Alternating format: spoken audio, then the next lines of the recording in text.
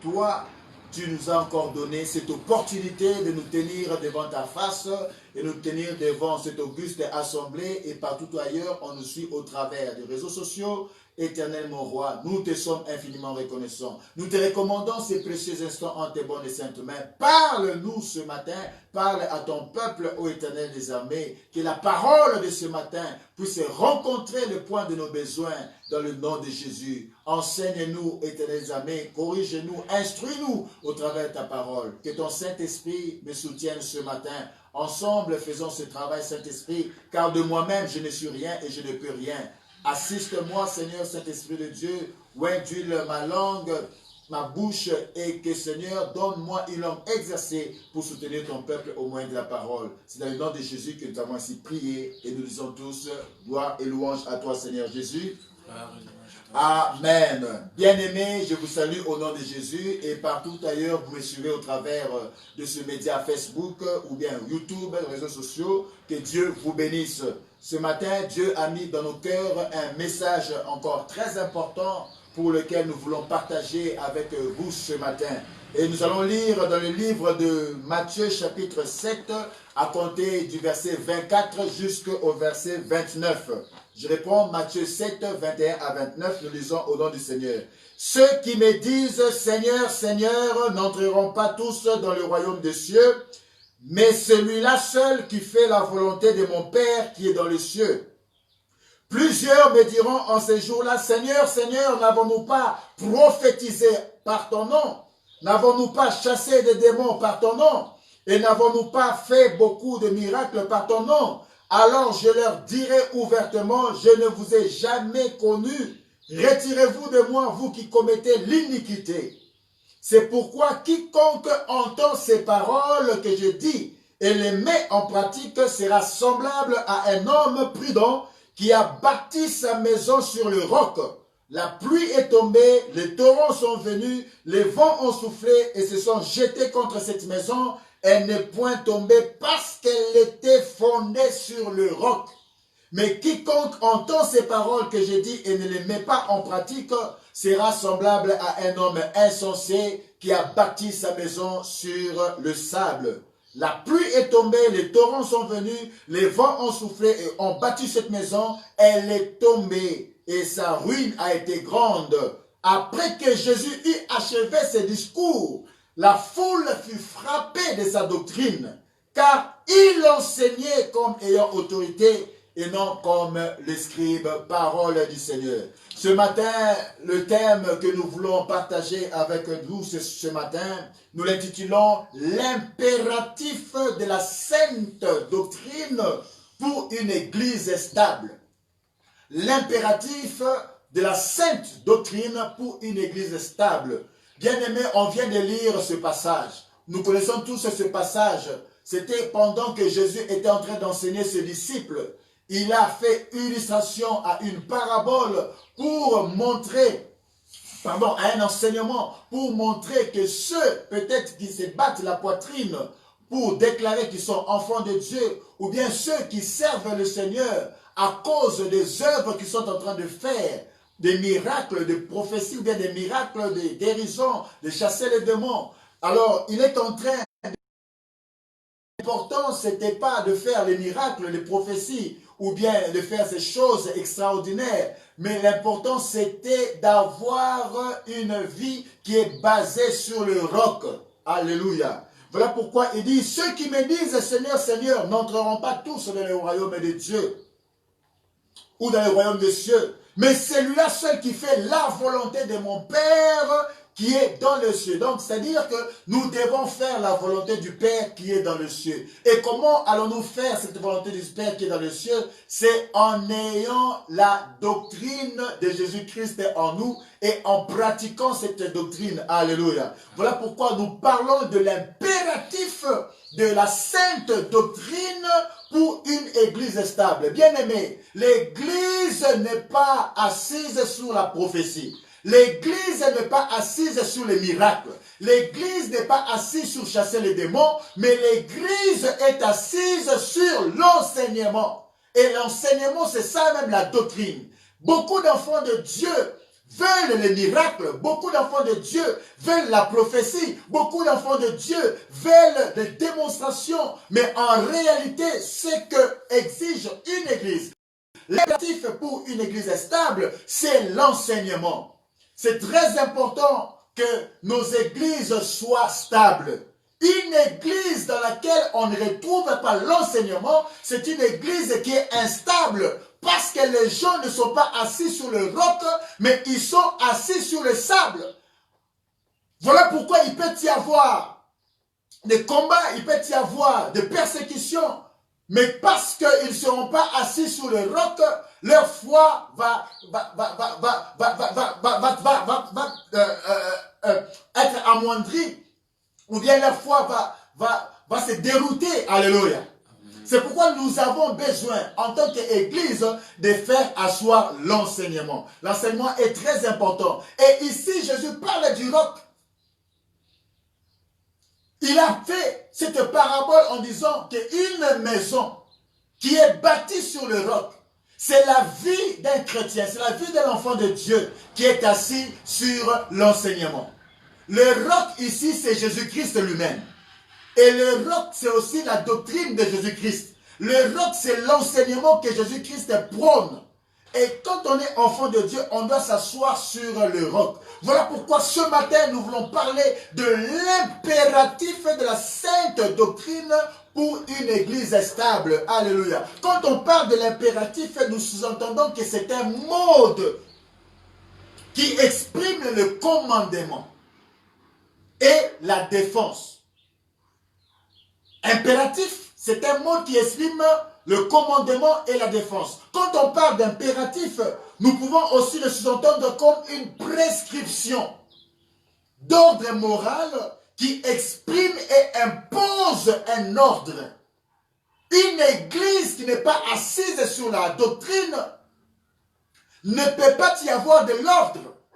Et ce n'est pas n'importe quelle doctrine, mais c'est la doctrine de Jésus-Christ, ou bien la doctrine chrétienne. L'église n'est pas assise sur le miracle. L'église n'est pas assise sur la prophétie. Mais l'église est assise sur l'enseignement. Souvenez-vous du miracle que Jésus voulait faire. De 5 pains et 2 poissons.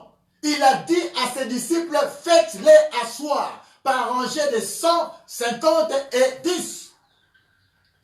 Il ne pouvait pas y avoir miracle sans pour autant que le peuple soit assis. Or, la position assise, c'est la position de ceux qui veulent recevoir l'enseignement. Les enfants de Dieu ne peuvent pas être debout. Debout, c'est une position d'une personne qui est agitée. Debout, c'est une position d'une personne qui n'est pas stable. Un enfant de Dieu doit être assis. De la même manière, une église stable, c'est une église dans laquelle on retrouve l'enseignement. Et ce n'est pas n'importe quel enseignement, mais la sainte doctrine. Voilà pourquoi nous parlons de l'impératif de la sainte doctrine. Alléluia. Pour une église stable. Il existe des églises qui sont stables. Et il y a d'autres églises qui sont instables.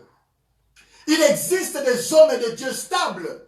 Et il y a des hommes de Dieu, d'autres hommes de Dieu qui sont instables.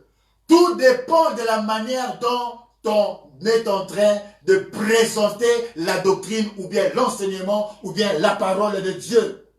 La parole peut être la même, mais des fois exprimée différemment. La prière peut être la même, mais des fois exécutée aussi différemment. Pourquoi cette instabilité que nous pouvons retrouver dans nos églises? C'est parce que l'on ne peut pas asseoir l'enseignement dans l'église. Et les chrétiens ne savent pas croître parce qu'ils veulent plus de prophéties, ils veulent plus de miracles, ils veulent plus de délivrance. L'église ne peut pas être assise sur ces choses. Là, le miracle est important. Les prophéties sont importantes. Les délivrances sont importantes. Mais ce n'est pas la base de la stabilité de l'église. Alléluia. C'est que la stabilité de l'église, c'est le roc. Il faut que nous soyons assis sur le roc. Et c'est quoi le roc? C'est ça l'enseignement. C'est quoi le roc? C'est ça la doctrine. Alléluia. Les miracles, les prophéties, les délivrances sont des ingrédients utiles qui doit être incorporé dans la doctrine de l'enseignement. Alléluia. C'est important, mais ce n'est pas la base. La base, c'est d'abord l'enseignement. La base, c'est d'abord la doctrine. L'Église ne s'édifie pas par la prophétie, comme je venais de le dire. L'Église ne s'édifie pas par les miracles. L'Église ne s'édifie pas par les délivrances. Aujourd'hui, la plupart de nos églises, c'est toujours la délivrance. Parce que c'est bon marché. C'est peut-être la prophétie, parce que c'est de bon marché. C'est peut-être les miracles, parce que c'est de bon marché. Je ne suis pas contre cela. C'est important. Chaque chose a sa clé, son importance.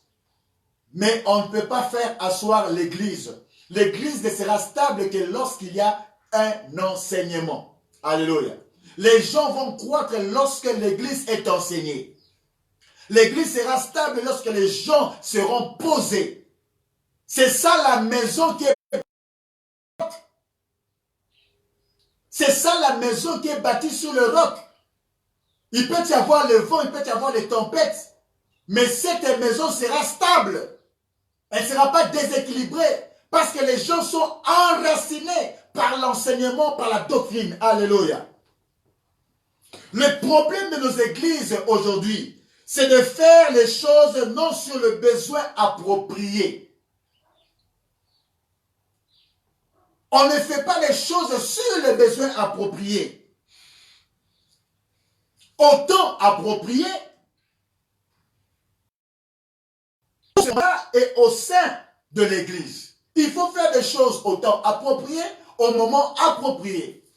Savoir qu'est-ce qu'il faut donner, quel aliment il faut donner en ce temps-ci, en ce moment précis pour l'église. Alléluia. Amen. Et si nous ne faisons pas cela, nous aurons toujours des églises instables. Nous aurons toujours des chrétiens instables. Et l'église ne sera pas solide et l'église sera toujours instable. Car elle est bâtie en ce moment-là sur le sable. De la même manière, la vie de beaucoup de chrétiens sera bâtie sur le sable. Parce qu'on les présente les sables. Mais on ne présente pas la doctrine.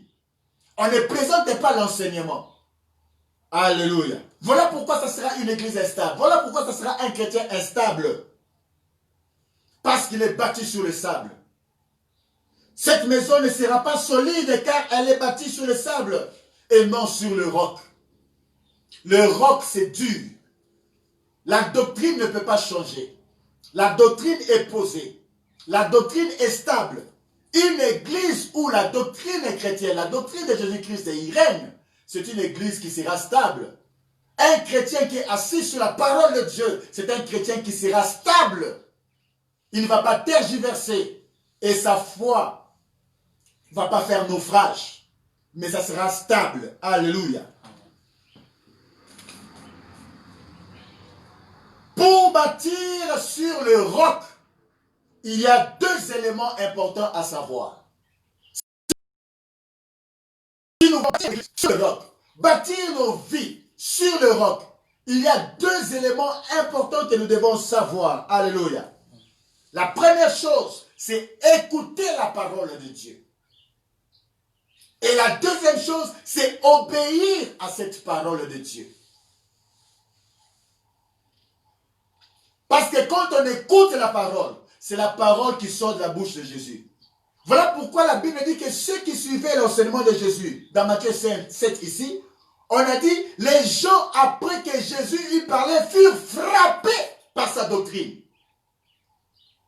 La Bible nous dit qu'ils furent frappés par sa doctrine. Parce que Jésus ne parlait pas comme les scribes, mais il parlait comme ayant autorité. Alléluia. Ils ont écouté la parole. Voilà pourquoi la Bible dit, ne nous bornons pas à écouter la parole de Dieu, mais nous devons l'appliquer. Or, par l'application de cette parole, c'est par là que nous voyons l'obéissance. Ainsi, une vie peut être stable, une église peut être stable, la vie d'un enfant de Dieu peut être stable, si et seulement si la personne ou l'église respecte ces deux conditions. Écouter la parole de Dieu et obéir à la parole de Dieu. Et comment on obéit à la parole de Dieu? c'est lorsque nous appliquons la parole de Dieu. Alléluia. Si tu écoutes, si tu n'écoutes pas et tu n'obéis pas, c'est que tu es instable.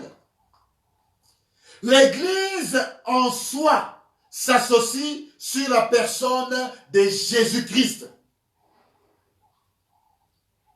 sur sa parole.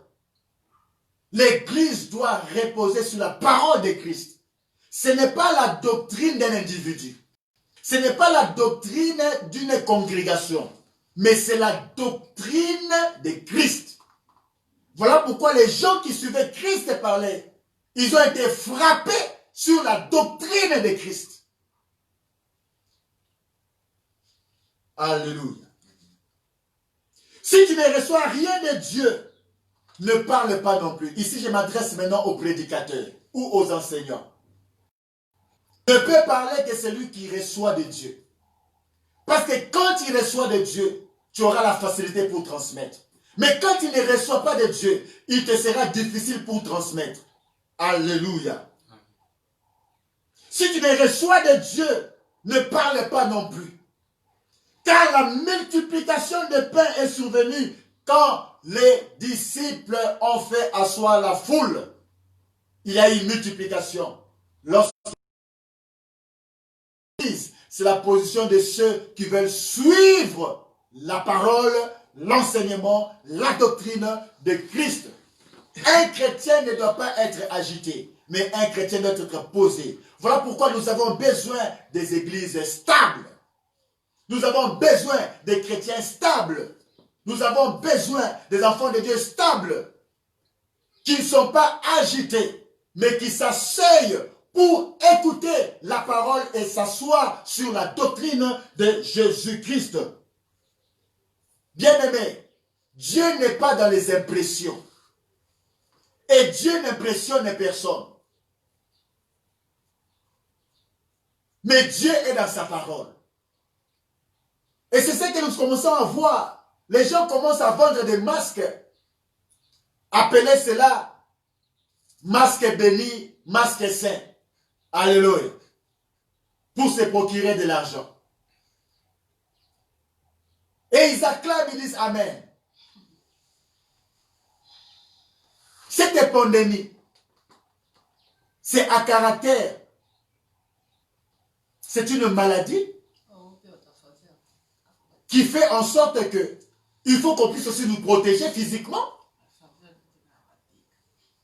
Parce que le masque qu'on vend là, et on dit que c'est un seul masque. Et les gens sont bornés. Alléluia.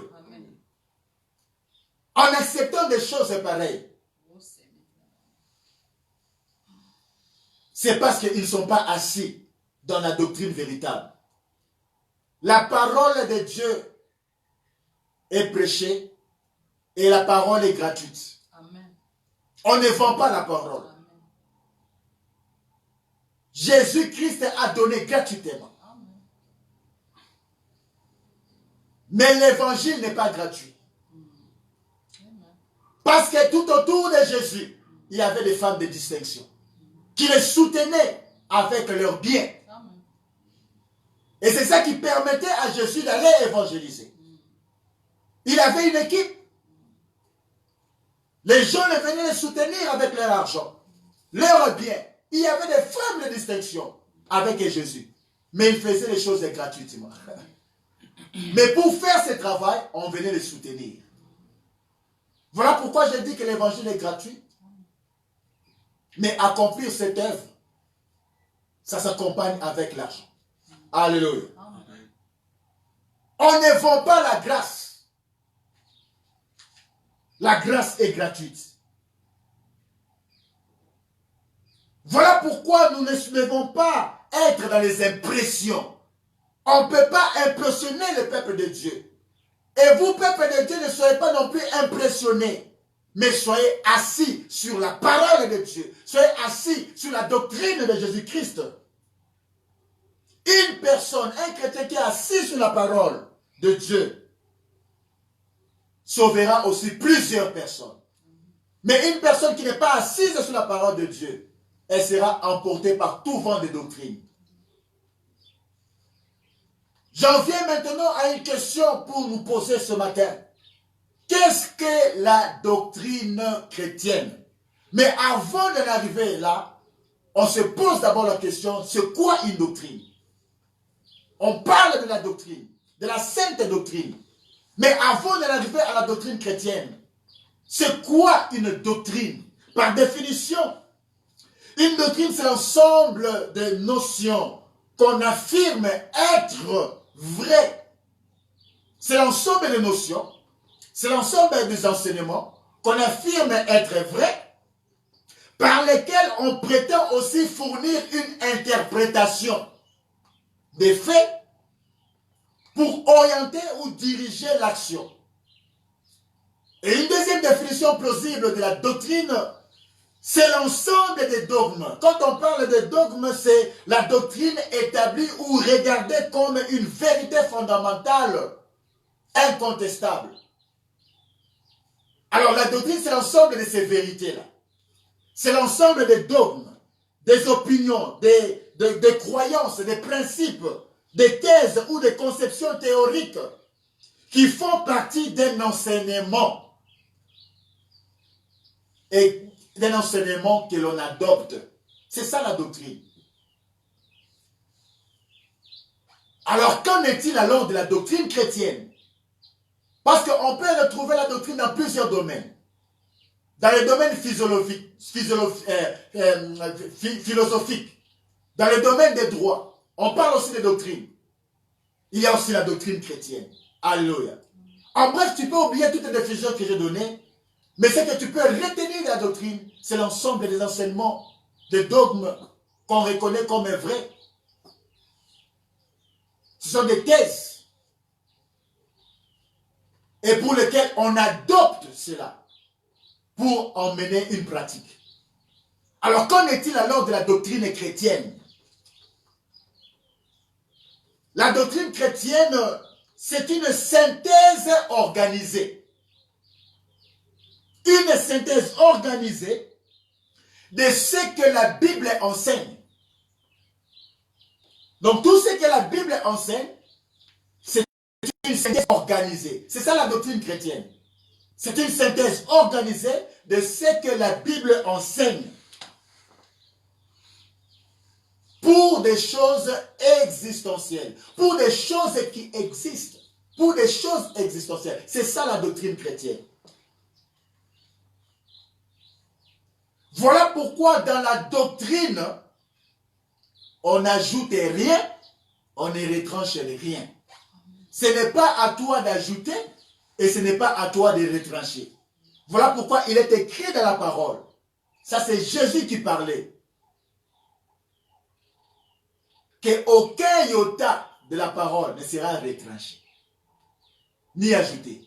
C'était par rapport à la doctrine, par rapport à l'enseignement que Jésus prônait. Voilà pourquoi les gens étaient frappés de ces enseignements, de sa doctrine. Et c'est pourquoi les apôtres du fondement universel, ceux qui ont écrit la Bible et les prophètes ont écrit. Nous sommes fondés sur l'enseignement des apôtres et des prophètes. Et Jésus-Christ lui-même, la pierre angulaire. Donc c'est pour dire qu'on ne peut pas aller en dehors de ce qui a été écrit. Par rapport à l'enseignement que Jésus-Christ a amené et qu'il a transmis à ses disciples, à ses apôtres et prophètes. Parce que ce n'est pas par l'inspiration humaine que les gens ont parlé de la part de Dieu. Mais la Bible dit que c'est poussé par le Saint-Esprit qu'ils ont écrit de la part de Dieu. C'est ça qui constitue la doctrine. Alléluia.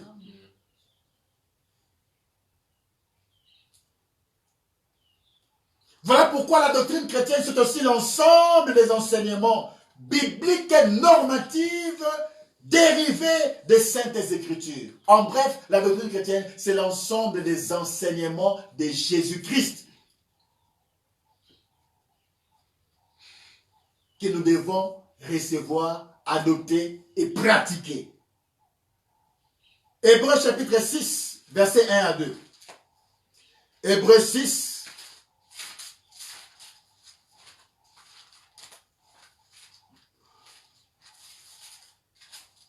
versets 1 à 2.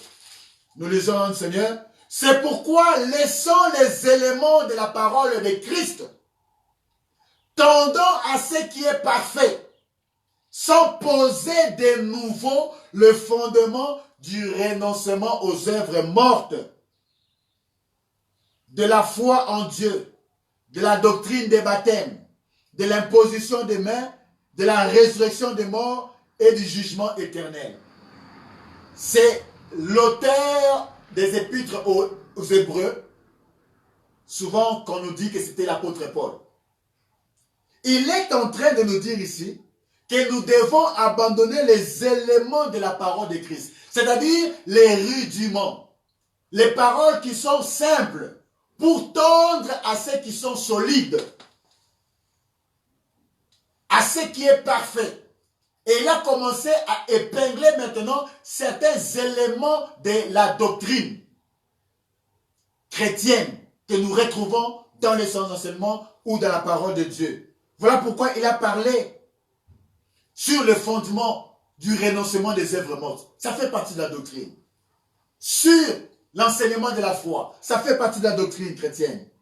Sur la doctrine des baptêmes, baptême au pluriel, parce qu'il y a le baptême d'eau et il y a le baptême du Saint-Esprit.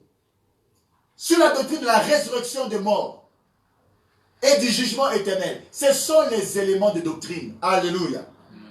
Voilà pourquoi il dit que nous devons tendre à ce qui est parfait. Donc ces choses qu'il a énumérées, ça fait partie des éléments rudimentaires ou simples, mais que nous puissions tendre à ce qui est parfait. Alléluia. Voilà pourquoi la doctrine va nous aider à mieux comprendre Dieu. Une personne qui a la compréhension de la doctrine va l'aider à mieux comprendre Dieu et à mieux aussi le servir. Tu ne peux pas servir Dieu sans le comprendre. Tu ne peux pas servir Dieu sans le connaître. Il faut connaître Dieu pour le servir. Et on le connaît comment? Au travers de sa parole, au travers de sa doctrine. Voilà pourquoi quand il y a équilibre dans le message, c'est alors qu'il y aura la stabilité dans l'Église. S'il n'y a pas d'équilibre dans le message que nous prêchons, s'il n'y a pas d'équilibre dans les enseignements que nous annonçons, il n'y aura pas d'équilibre dans l'Église. Il y aura instabilité.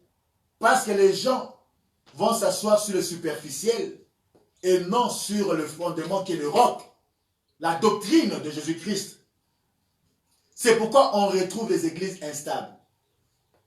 N'ayez pas peur de la multitude. Il y a des méga-churches, des grandes églises. Mais quand vous regardez, à des fois, il n'y a pas vraiment l'enseignement de Jésus. Mais souvent, les petites églises où ils sont négligées, et là, on retrouve qu'il y a l'enseignement véritable. Ce n'est pas forcément que toutes les grandes églises sont des mauvaises églises, non. Mais les gens veulent le spectaculaire et non être assis sur l'enseignement. À des fois, on condamne ou on critique les témoins de Jéhovah. Là-bas, il n'y a aucun miracle. Mais pourquoi ils sont si solides? Alors que peut-être ils sont dans l'erreur doctrinale. Il n'y a aucun miracle, il n'y a rien, mais les gens sont assis. Et ils enseignent leurs adeptes à aller évangéliser et ils le font. Mais on n'entend jamais parler là-bas des miracles. Mais à des fois, ils sont là et ils pratiquent ce qu'on leur a endoctriné.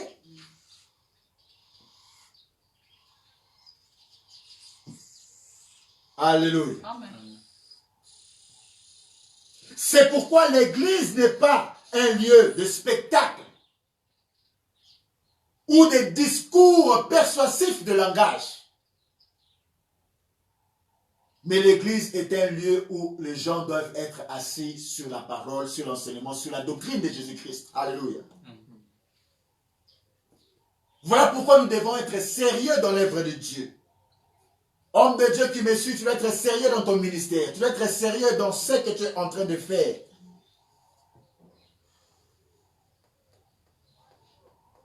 Et voilà pourquoi ce que Dieu a dit sur toi, c'est ça qui va s'accomplir. Alléluia. Il y a une grande différence entre la doctrine et la loi de l'Église. Ne confondons pas la doctrine chrétienne, la doctrine de Jésus-Christ, avec les lois qui se retrouvent dans les assemblées locales. Il y a une grande différence.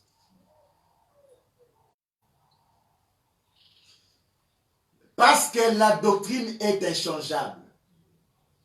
C'est ça qui représente les ossements de Jésus-Christ à la croix qui ne furent pas brisés. Parce que la Bible dit que lorsque Jésus mourut, normalement selon la coutume juive, lorsqu'on pendait le meurtrier ou bien les condamnés, on devait rompre leurs os pour précipiter leur mort. Mais quand c'est arrivé autour de Jésus, les militaires n'ont pas pu briser ses os parce que Jésus était déjà mort. Quand il a rendu l'âme, voilà pourquoi on n'a pas brisé ses os. Et ça, un mime prophétique. Et ce mime prophétique veut simplement nous dire que les ossements de Jésus, c'est ça la doctrine. C'est ça le fondement. Car la doctrine ne peut pas être brisée. On ne peut pas déplacer le bord. Alléluia. Je me répète en disant que les ossements de Jésus n'étaient pas brisés. C'est là qu'on parle de mime prophétique. Ça symbolise la doctrine. Voilà pourquoi la doctrine ne doit pas être brisée. La doctrine est déplacer les bornes. Car la doctrine est inchangeable. Ne confondons pas la doctrine de Christ aux lois que nous retrouvons dans les assemblées locales. La doctrine est inchangeable. C'est la borne qu'on ne peut pas déplacer. On ne peut pas aller au-delà. On doit rester dans la parole. L'Église qui n'obéit pas à la doctrine de Jésus-Christ, d'office c'est une secte. L'Église qui n'obéit pas à la doctrine de Jésus-Christ, d'office c'est une secte. Car vous interprétez ce que la Bible ne dit pas. On ne peut pas interpréter ce que la Bible ne dit pas. Mais on a besoin de rester dans la doctrine. Et la doctrine ne peut pas être changée. La doctrine est stable. Elle est fixe. C'est ça la borne qu'on ne peut pas déplacer. Éphésiens chapitre 2, verset 20. Éphésiens 2, verset 20. Rapidement, la Bible dit ceci, Éphésiens 2, verset 20. Vous avez été édifiés sur le fondement des apôtres et des prophètes, Jésus-Christ lui-même étant la pierre angulaire. Ici, quand on parle, vous aviez été édifiés sur le fondement des apôtres. Il s'agit des apôtres du fondement universel. C'est-à-dire de ceux que Dieu a inspirés pour écrire les épîtres ou bien l'évangile. Ce ne sont pas tous les apôtres qui ont écrit. Nous qui sommes apôtres aujourd'hui, nous sommes apôtres de l'Église corps du Christ. Nous ne sommes pas apôtres du fondement universel. Ce ne sont pas nous qui avons écrit la Bible. Il y a de ceux qui ont écrit la Bible. Ce sont eux qui sont les apôtres et les prophètes du fondement universel. Et nous, lorsque nous prêchons, lorsque nous enseignons, on ne doit pas aller au-delà de ce qui a été écrit par ces apôtres du fondement universel. C'est ça la borne qui ne peut pas être déplacée. Et Jésus-Christ lui-même étant la pierre principale. Donc tout ce qu'ils enseignent, c'est centré sur Christ. C'est christique. Alors toute église qui enseigne un autre enseignement, que Jésus-Christ et ses apôtres n'ont pas présenté, c'est une secte. La loi de l'église locale change selon le temps et les circonstances. Je donne par exemple un exemple. Les pentecôtistes peut-être de la France, eux prennent du vin. Les Américains prêchent l'abstinence du vin et n'acceptent pas les chrétiens français. Ça fait partie des éléments qui constituent des lois qui se trouvent dans cette église. Voilà pourquoi nous ne devons pas confondre les lois de l'église qui sont en relation avec les coutumes et les dogmes. On ne doit pas confondre les lois de l'église qui sont en relation des fois avec les coutumes et les dogmes. Alléluia. Amen. Je m'en vais à la fin de mon message de ce matin. Nous voulons voir quels sont les principes de l'interprétation doctrinale. Vous savez que pour interpréter la doctrine, il y a des principes que nous devons savoir. Et c'est ça que nous voulons voir. Quelques principes d'interprétation doctrinale. Nous devons savoir que la doctrine a des principes que nous devons connaître. Quand on veut interpréter la doctrine, quand on veut donner une interprétation à la parole, à ce qui a été enseigné par Christ, il y a des principes que nous devons reconnaître et savoir. Premier principe. Un texte que nous lisons hors contexte est un prétexte. Je reprends. Le premier principe pour l'interprétation d'une doctrine ou la doctrine de Christ. Tu ne peux pas lire un texte hors de son contexte. Quand tu le fais, ça devient un prétexte. Je donne l'exemple. Souvenez-vous de ce qu'avait fait Élie ou Élisée.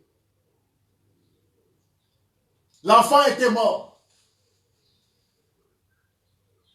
Il avait demandé de voir l'enfant. Il est allé, selon l'inspiration que Dieu lui avait donnée. Il était monté sur l'enfant. Il a mis bouche contre bouche, tête contre tête. Il est descendu. Il a fait un tour. Il a fait encore la répéter la deuxième fois. Et l'enfant a éternué et il était ressuscité. Et beaucoup peuvent prendre cette illustration. Dans ce texte, hors contexte, pour commencer à les pratiquer. Ça devient un prétexte.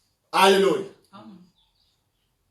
Ça, c'était l'inspiration. N'en faites pas une doctrine. Alléluia. Le deuxième principe que nous devons savoir pour l'interprétation doctrinale. Un verset ou chapitre de la Bible ne peut faire une doctrine. Tu lis un verset, tu lis un chapitre de la Bible, n'en fais pas une doctrine. Exemple, la question d'usage d'huile.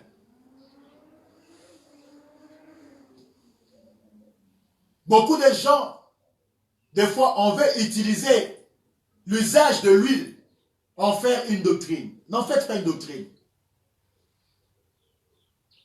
Nous ne sommes pas obligés d'utiliser toujours l'huile. Mais Jacques en a parlé sur la guérison des malades. Si quelqu'un est malade, qu'il appelle les anciens de l'église, qu'il le oigne d'huile. S'il a commis quelque autre péché, cela lui sera pardonné et la prière de la foi guérira le malade. Maintenant, on ne doit pas prendre l'huile pour commencer à faire une doctrine. Alléluia. Lorsque les gens tombent sous l'inspiration du Saint-Esprit, ne faites pas de ça une doctrine. Voilà pourquoi dans le monde entier, les églises qui sont assis dans la parole sont des grandes églises. La plupart des églises qui sont assises dans la parole, ce sont des grandes églises. Et ce sont des églises stables. Ça peut être grand numériquement. Ça peut être grand aussi par rapport à la maturité que les gens ont de la parole. Qualitative et numérique. Et là, on retrouve des serviteurs sérieux. La troisième chose que nous devons savoir pour comme principe d'interprétation doctrinale, nous devons savoir que la Bible s'interprète par elle-même. La Bible s'interprète par elle-même. La Bible ne s'interprète pas par une brochure. La Bible ne s'interprète pas par un livre écrit par un homme de Dieu. La Bible ne s'interprète pas par une brochure. La Bible s'interprète par elle-même. Voilà le troisième principe doctrinal que nous devons savoir. Galates chapitre 1, verset 8. Galates 1, verset 8. La Bible dit ceci. Mais quand nous-mêmes, quand un ange du ciel annoncerait un autre évangile que celui que nous vous avons prêché, qu'il soit anathème. Ça c'est Paul qui parle. Il dit quand même lui-même Paul, même quand les autres apôtres ou prophètes apporteraient un autre évangile, même un ange qui apporte un autre évangile, qui soit anathème. Alléluia. Oh, j'ai vu l'ange qui m'a dit ceci. J'ai vu l'ange. Si c'est un autre évangile qui ne correspond pas à la doctrine de Christ, qui soit anathème. Donc, c'est-à-dire qu'il soit maudit. Et dans 1 Corinthiens chapitre 12, 3, 1 Corinthiens chapitre 12, verset 3, la Bible dit ceci. C'est pourquoi je vous déclare que nul, s'il parle par l'Esprit de Dieu, ne dit Jésus est anathème. C'est l'apôtre Paul qui dit ici. Celui qui parle par l'Esprit de Dieu ne peut pas dire que Jésus est maudit. Ne peut pas dire que Jésus est anathème. Et que nul ne peut dire Jésus est le Seigneur si ce n'est par le Saint-Esprit. Voilà pourquoi la Bible dit que c'est poussé par le Saint-Esprit que les hommes ont parlé de la part de Dieu. Ils ont écrit de la part de Dieu. Ce n'était pas poussé par eux-mêmes. D'où nous devons retourner à la parole, retourner à la doctrine christique, retourner à la doctrine de Christ. Abandonner les émotions, les agitations. Et nous devons être sérieux. C'est ça qui amènera le respect des hommes de Dieu, le respect des enfants de Dieu. Plus loin, nous irons dans le ministère et ça apportera de grandes bénédictions. Assis dans la parole, c'est demeurer assis dans le roc. Votre maison, ça symbolise votre vie. Faites asseoir votre vie chrétienne sur le roc, qui est la doctrine de Christ, et les bénédictions de Jésus vous suivront. Je suis arrivé à la fin de mon message. Soyez bénis partout là où vous êtes, et je bénis l'Église encore ce matin. Que Dieu vous bénisse. Au nom de Jésus, Amen.